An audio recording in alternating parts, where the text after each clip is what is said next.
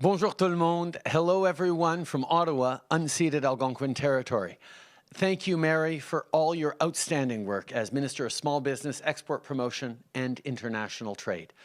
It's great to be joined today by members of our own team and leaders within banks and organizations from across the country.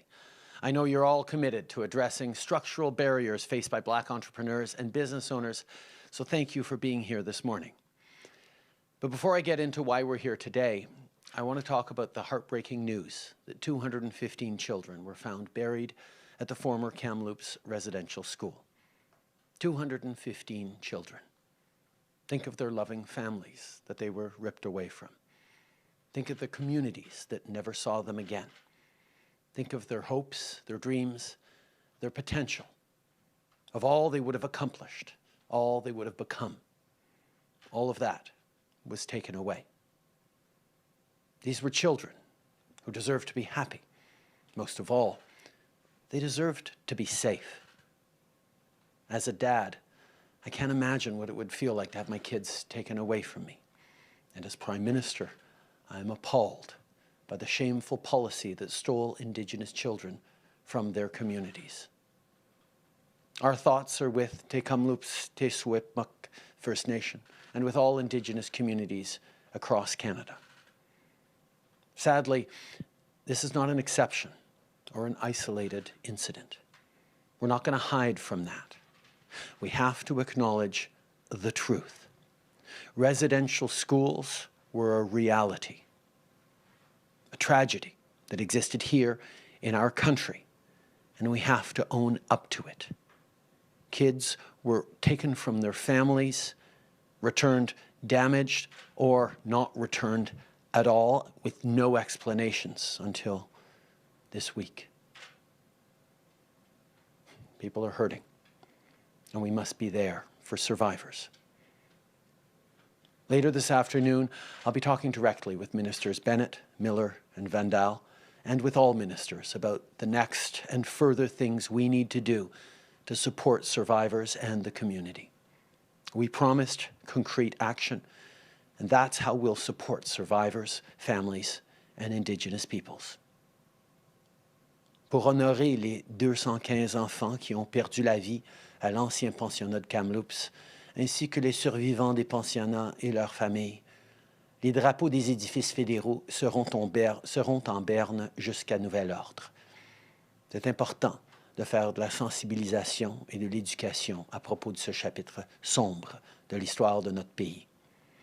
L'héritage tragique des pensionnats est encore présent aujourd'hui et notre gouvernement va continuer d'être là pour soutenir avec des actions concrètes les survivants, leurs familles et leurs communautés partout au pays. And now I want to talk about today's announcement. Lately, we've been focusing a lot on building back better. Today, we're here to take yet another step in making that stronger, more equal future a reality for all Canadians.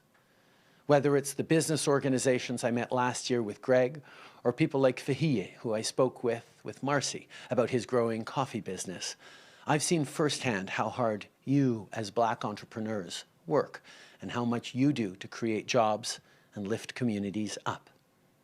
I've also heard you when you talk about the challenges you face too. And this includes accessing loans and capital from financial institutions.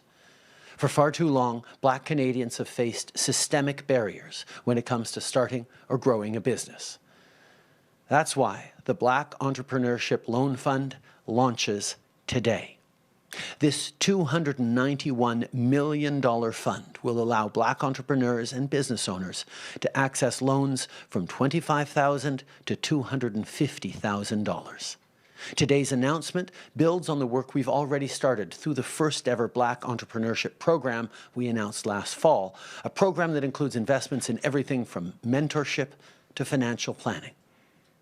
To Black entrepreneurs and business owners in Canada, our government has heard you, and we're working with you. Because we know that to rebuild an economy that works for everyone, we must break down the barriers you face to create real economic inclusion. On sait que les entrepreneurs des communautés noires ont le talent et les idées nécessaires pour aller loin. Aujourd'hui, avec le Fonds de prêt pour l'entrepreneuriat des communautés noires, on veut vous fournir encore plus d'outils pour réussir. Pour bâtir un pays qui fonctionne pour tout le monde, il faut s'assurer que notre économie soit inclusive. À ce sujet, j'aimerais remercier la Fédération africaine-canadienne de l'économie ainsi que les institutions financières qui travaillent en partenariat avec le gouvernement fédéral pour ce fonds. Avec vous, on va permettre à plus de gens d'avoir une chance égale de faire croître leur entreprise et de réaliser leurs rêves.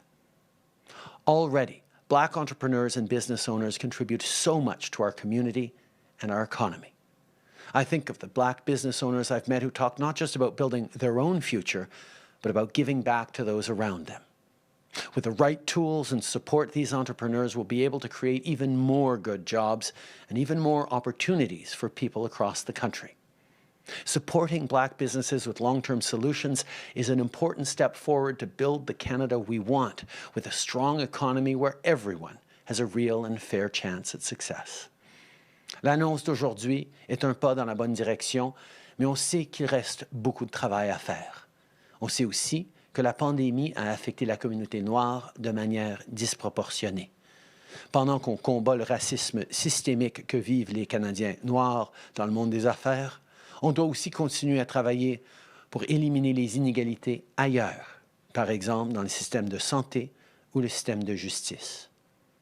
Plus que jamais, alors qu'on rebâtit notre économie, notre gouvernement va continuer d'être là pour s'assurer que la voix de tout le monde soit entendue. Merci